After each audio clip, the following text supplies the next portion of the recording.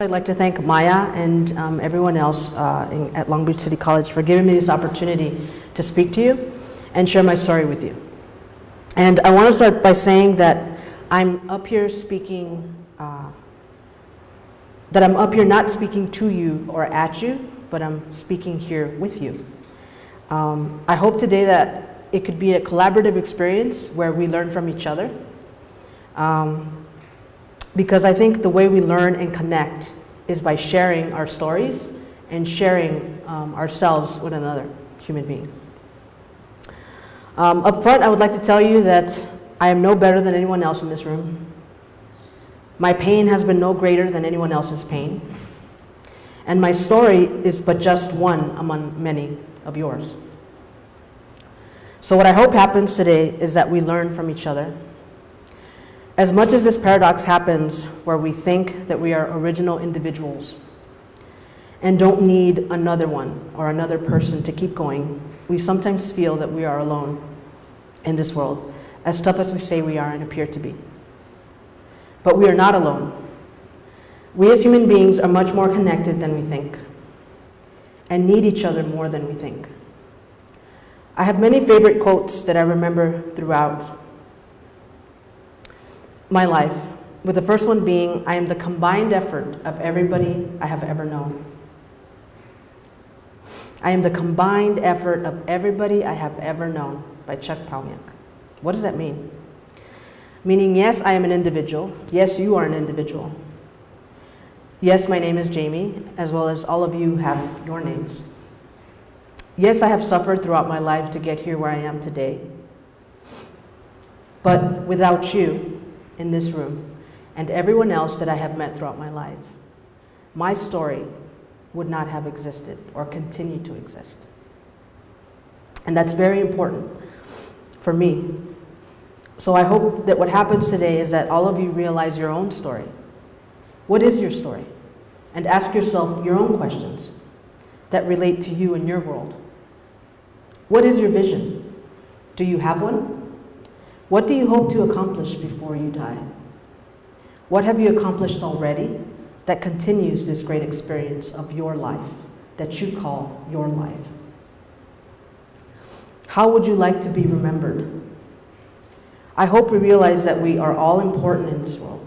All of you sitting here today are important. I hope you realize that our energies, your energy as you sit in that chair, matters in this universe. And our stories, your story, must be shared if you have not done so already. So before I continue with my story, let me just end by my introduction by saying one thing we all have in common in this room already. Without even speaking to you and without really knowing each other,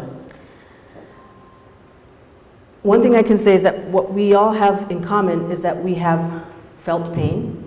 We have all suffered somehow throughout our lives. And for some of us, our life is a daily struggle.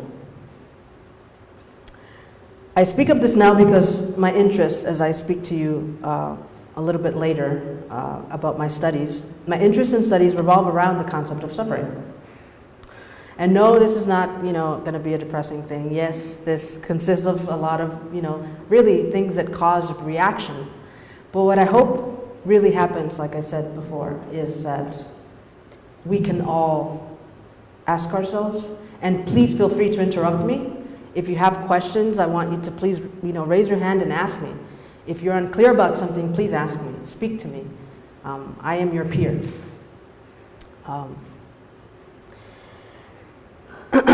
So, as I was saying, because of my interest in studies revolve around the concept of suffering, throughout our experience in life, the question always remains after the storm. How do we continue? And that is a very important question, not just to our survival, your survival, but your legacy. How do you continue after every challenge you have faced in your life and you will continue to face? How are we doing, by the way? We're okay. Oh, yes. All right. Awesome. Thank you. Okay. All right. So I was born in Los Angeles to an immigrant Salvadorian family. I was born to a Catholic family. Both the man and woman that created me had their share of stories, as all our parents do. Yes, I remember a couple of happy moments in my childhood, but unfortunately, most of my childhood is relived with painful memories. I accept them, however, and I'm not ashamed of my stories, as neither should you. Because without every experience that we live through, it makes the person who we are today. I was a cutter. I was molested as a child. My mother later tortured one of my brothers and I as a child. And I struggled with thoughts of being different. After attempting suicide and having failed, I ran away at the age of 12 and entered into the Department of Children's Services, where I was institutionalized until the age of 19.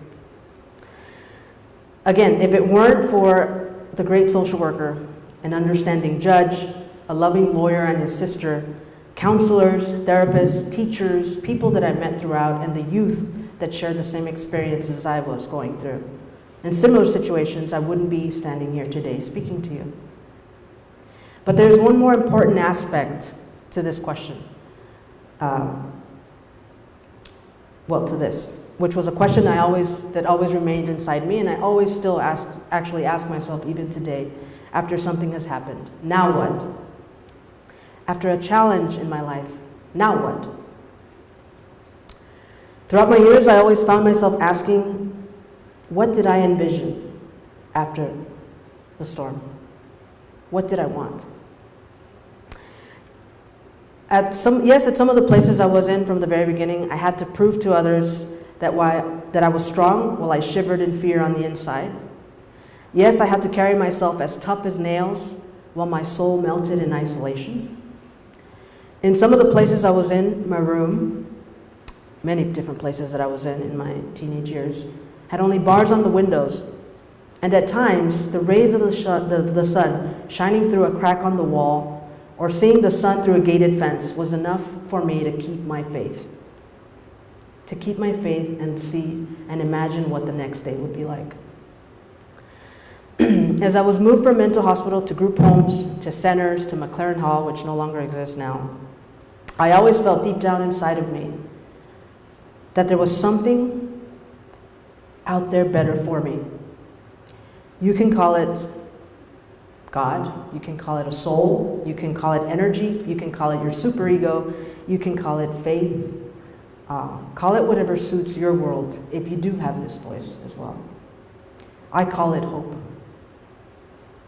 I was a young child with a lot of pain, rebelling, questioning, fighting, curious, but accepting the realities of not just my life, but life in general. After an overdose on my 18th birthday, and the doctor that saved my life telling me that he could have spent his energy on someone that actually wanted to live, something sunk in as I saw him walk away that day. And I think it was a realization that I was writing my own chapters of my own book of life. It was the beginning of the realization that I was the one in control of my actions, of my consequences, of my suffering. I was not in control of my pain, because pain is inevitable for all of us. But what is optional is our suffering.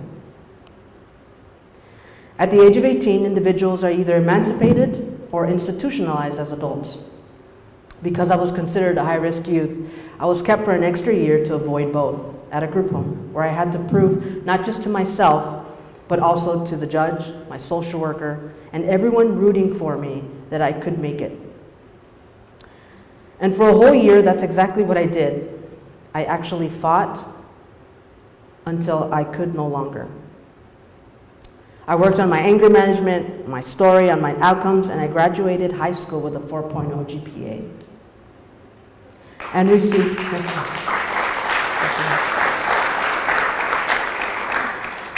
my diploma from Long Beach Poly High School. At the age of 19, I applied to AmeriCorps. Have you all heard of AmeriCorps? Okay. So there's like the Peace Corps, which is International AmeriCorps in the United States. Great program if you're ever interested. Look it up. It's an awesome thing. I served 1 year, and my team and I actually developed a safe haven in a gang-dominated neighborhood in LA, and I loved it. I worked with 5 to 18-year-olds, and we opened a safe haven for an after-school, with an after-school program. I earned an education award and attempted City College for the first time. I actually went to LA City College for the very first time. I actually did okay, actually. However, I had just moved out and emancipated from DCS with another young man from my group home, and we attempted to be on our own. We rented this apartment in LA, but we realized how tough it was out there. Not only had we not been taught about budgeting, writing checks, credit, how the choices that we made and the consequences were going to affect us both academically and personally. I didn't even know how to cook. But we tried it and failed. And we could not actually afford to do so and failed miserably. I dropped out of LA City College. I moved in with another friend that allowed me to live rent-free while attempting to look for another job while my AmeriCorps term ended. I moved to a new city called Long Beach. And my first job actually after AmeriCorps, I went to Albertsons. How many of you remember Albertsons? Yeah, they don't exist anymore, I guess, not in California. But I'm not that old, by the way. And my first actually position was as a grocery clerk.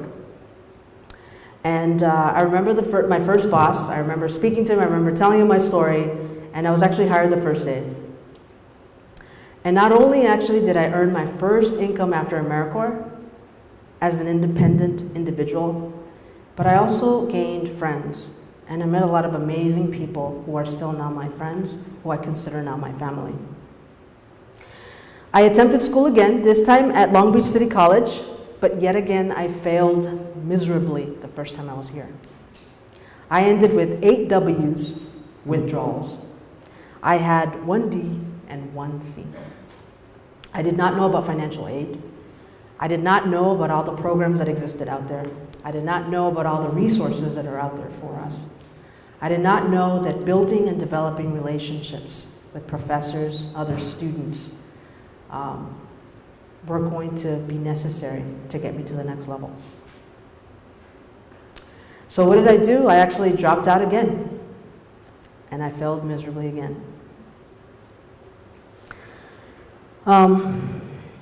What I did is I actually ended up going into the labor force, and I actually started looking for jobs. And as the years passed, how many of you know of the Old Navy here on Carson Street? Okay. Well, I actually opened that store when it was nothing but dirt back then. Actually, none of the whole mall existed, the town center. And I got my first job there, and I was like a part-time seasonal employee. Well, 7 years later, I was still with Gap Incorporated. I was a logistics manager for Gap. And again, made more friends, and was still part of a group that I later now call my family now. Yes, I was earning money. Yes, I moved up the ladder. Yes, any job that you do with passion is an honorable job. Yes, I agree with that. But for me, it was an unfulfilling experience. And I always had one regret. My regret was I hadn't finished my higher education. I always lived with this regret every time I woke up, and it was like, what would it be like if I finished school, if I had a college degree? What would it be like if I actually went to university? The last corporation I worked for, however, here I was making close to $55,000 a year without a degree. But I can tell you that I hated every time I would wake up in the morning and the things I would do in the day for me. Because of that income, yes, I was able to travel. Because of that income, I was able to survive. But I was just doing that, surviving. I wasn't living. I always ask myself these questions, and I'm filled with questions, and I still ask questions. I actually drive my professors at UCLA crazy because I constantly ask questions to them. But that's a good thing. Please, always ask questions. Was this my purpose? And I didn't have an answer. But not only was the question, was this my purpose, but is this how I want to share myself until the day I die with the world, doing what I'm doing?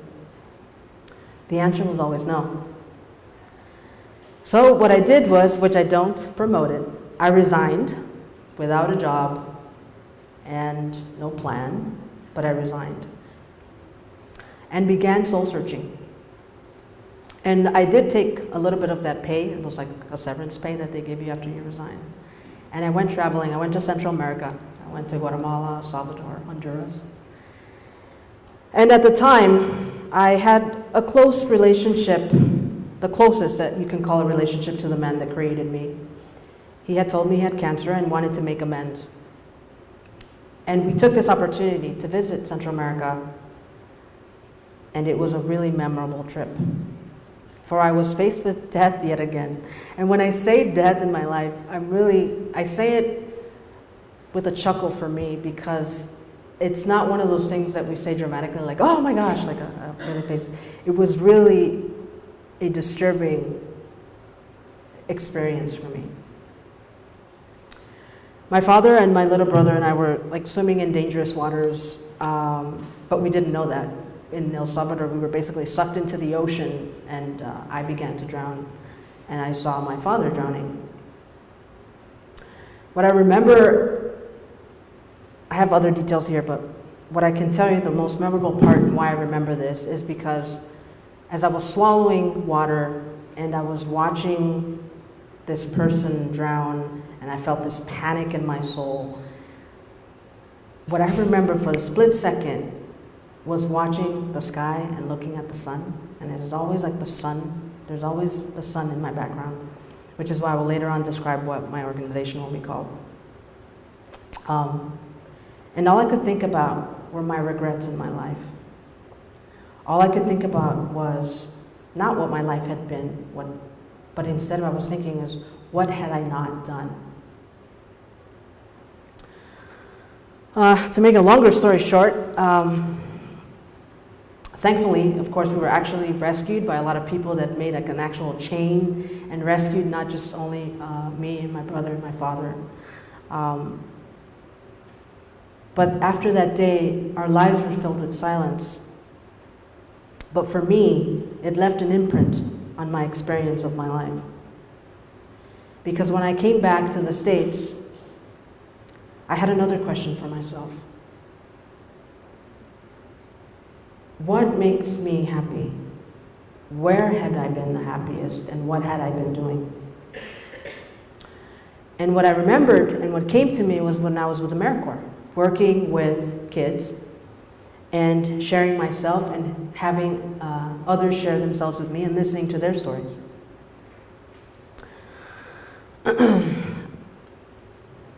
How are we doing, by the way? Do any of you have any questions, or are we good? Okay. Okay, thank you. All right, good. Thank you again for listening, by the way. Am I doing good on time? Okay. 1 o'clock. Okay. Well, when I came back, I said it was AmeriCorps, and so what did I do? I actually ended up applying again to AmeriCorps, where I served a second term with AmeriCorps, but this time I did it with Habitat for Humanity. It's the VISTA program. How many of you have heard Habitat for Humanity? Yes. Yeah. I worked with Habitat for Humanity, which is a housing organization, and because of my life skills before in the retail industry, I used those skills to coordinate the opening of a recycling business for this nonprofit. The store still stands today, by the way, if you ever want to go in the city of Montclair. But again, I also made friends that I now consider my family. However, I noticed something while I was there. And what I noticed is, as people walked in, because it was a low-income community, the people that will go in there not only wanted advice for like home improvement, but they actually wanted advice as like life skills. How do you do taxes? How do you do other different things? How can we work with, my child with, it was an interesting thing because here we had created this nonprofit with selling housing stuff, but yet we had this little space, and I thought, I have an idea. I'm going to create the classroom. And so actually a volunteer and I, she was working on her master's at the time, we put together a plan and we said, oh, let's call it the classroom, and we will provide things like life skills, like budgeting, like, you know, how do you file taxes, how do you work with, you know, federal, you know, resources.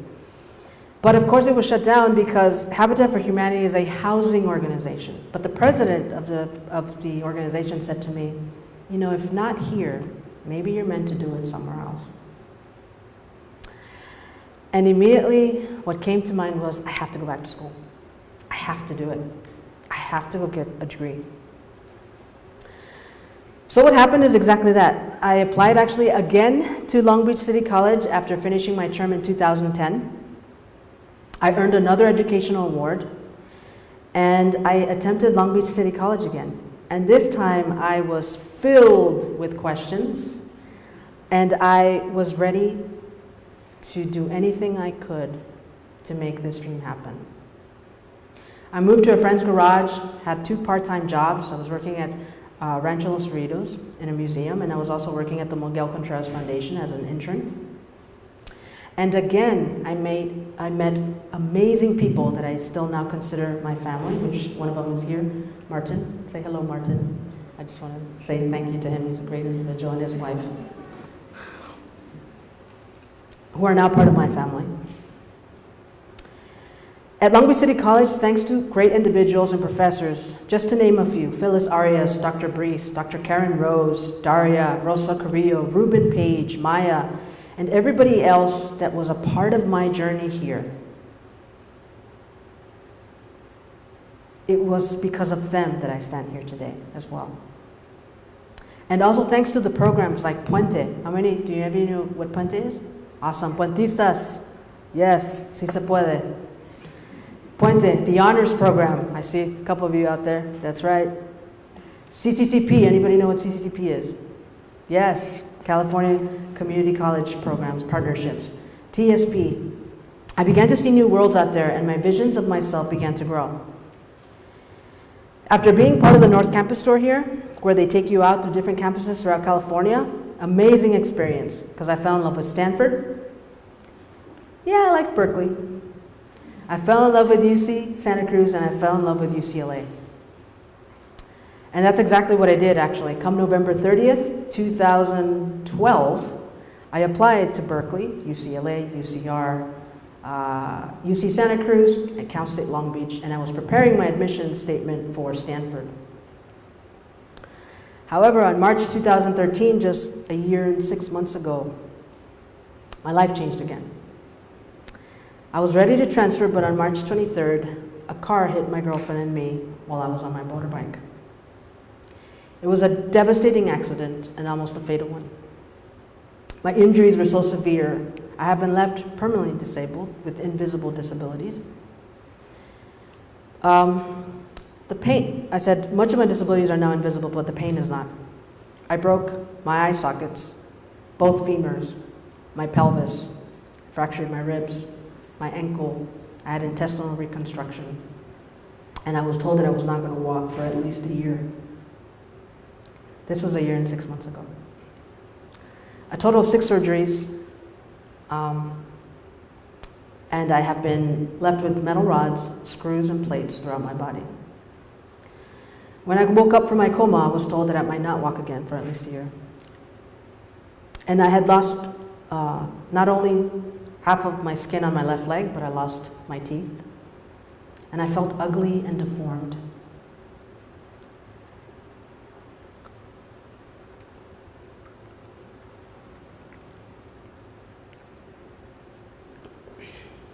Sorry about that.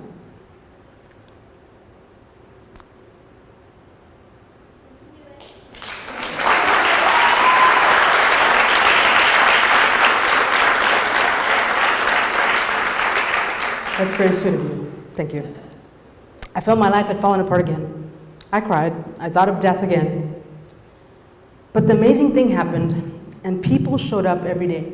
Professors, ex-bosses, people that I have named today here from City College, friends, individuals, amazing people that I realized cared, and I realized that truly loved me and cared. And this is, again, as I say this, I want you to think of yourselves, because you have the potential, and probably already have, touched many lives, and have the potential to touch lives.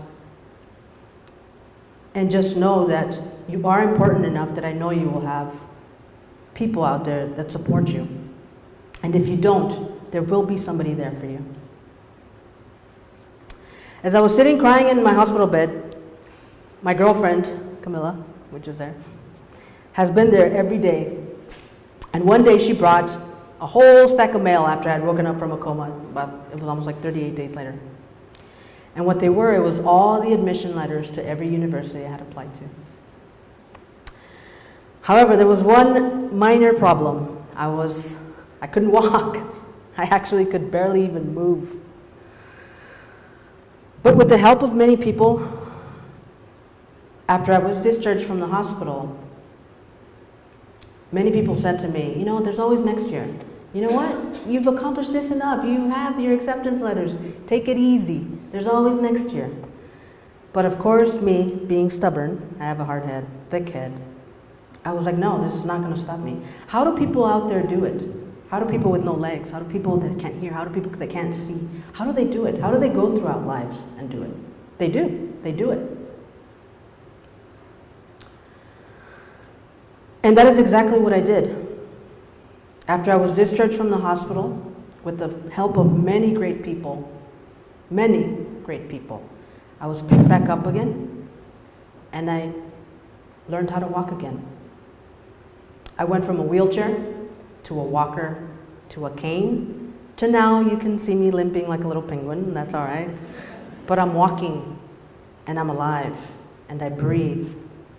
And I can honestly tell you that that experience, I live every day as if it were my last.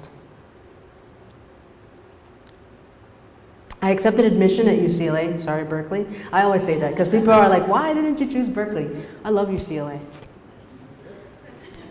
Yes, that's right. At UCLA, they came together, and again, it was the amazing people that I reached out to. And I had to tell myself, do not be ashamed of your story.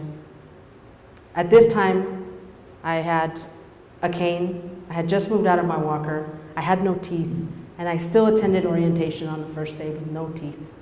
I had pictures, but I guess it didn't work. And I was like, I'm not gonna let that stop me, and it didn't. And I have now created some amazing relationships with some amazing people. I am now an anthropology major with minoring in disability studies and public policy. I just studied history and philosophy abroad this past year, and I went to Greece and Turkey and visited France. I am now an academic peer counselor at UCLA. And just yesterday, actually, I was just hired for an internship at the Office of the Vice Chancellor at UCLA. Thank you very much.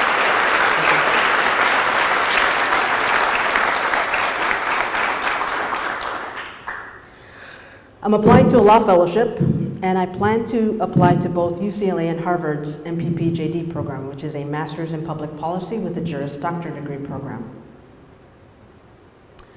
Another thing happened, however, and that is I came in contact with my social worker many years later again, and I am now working on, hopefully, what will be Rayos del Sol, Rays of the Sun, which is an organization that I hope helps a group home like I was for youth, homeless, LGBTQ youth, any youth that finds themselves in trouble, that also provides these skills that many of you and others have provided for me. And it's called Rays of the Sun, for hopefully I think the sun has been very meaningful to me. There's another quote that I want to end with, because I want you to hopefully also think of this. How many of you know Paulo Coelho? Well, if you don't, that's all right. Paulo Coelho, Brazilian writer, there's a great quote he has, and it says, I recovered my immense will to live when I realized that the meaning of my life was the one I had chosen for it. I recovered my immense will to live when I realized that the meaning of my life was the one I had chosen for it. What is your meaning? And what will you choose for you? And I want to leave you with this, because I don't know you, I know some of you.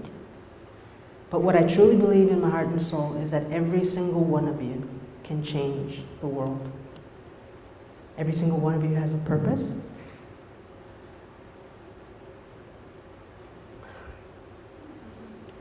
Pretty.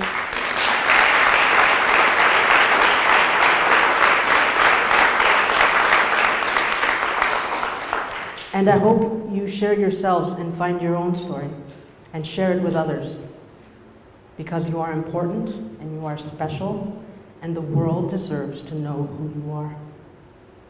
And I will be here if you want to have any questions or comments or anything. Please feel free to approach me. Again, I am your peer and I'm just another human being like you are. So I want to say thank you, and I guess I'll end it.